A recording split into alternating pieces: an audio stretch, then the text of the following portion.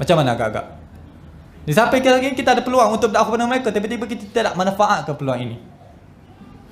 Ini adalah satu perkara yang perlu kita terjun ataupun kita tengok balik di dalam lapangan, bagaimana kita perlu menghasilkan muslim yang kualiti, juga isu-isu mengenai isu-isu murtad sebagainya.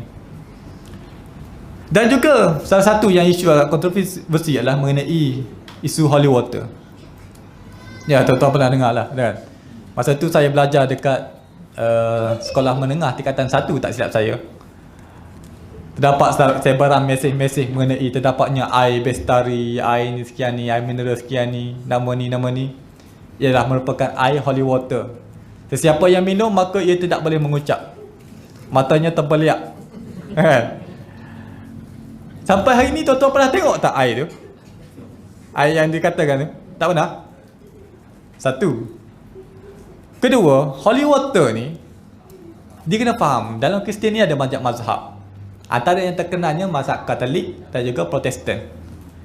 Yang mengguna air holy water ni adalah mazhab Katolik. Mazhab Katolik, kan tuan-tuan pergi gereja yang ada patung, Katolik dah tu.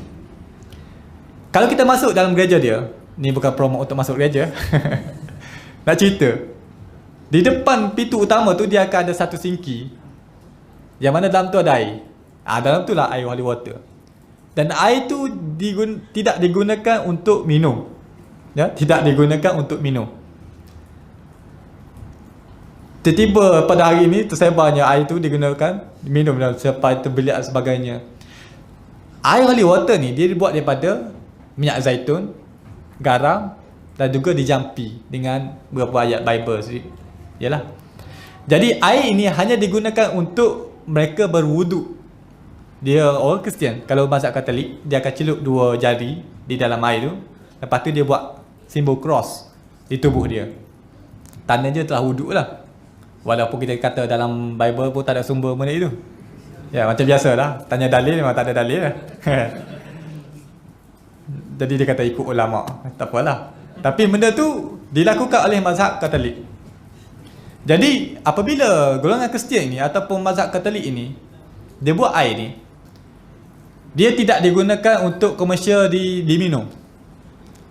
Sebagaimana terdapat dakwaan yang mengatakan golongan Kristian ni menyebabkan air, menyebabkan kita murtad sebagainya. Sebenarnya tak ada.